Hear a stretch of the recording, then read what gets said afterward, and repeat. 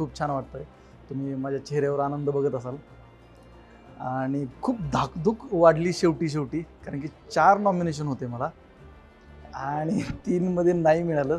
चौथं मिळेल की नाही अशी धाकधूक होती. पण आतून विश्वास होता की मिळेल. कारण की काम आवडतंय लोकांना आणि छान छान वाटलं मला. मस्त.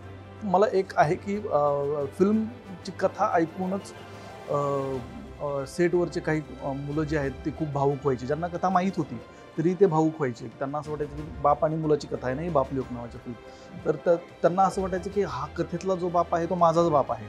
आणि मला तिथंच आयडिया यायला लागली होती हळूहळू की हा चित्रपट जास्त लोकांच्या हृदयाला भिडणार आहे.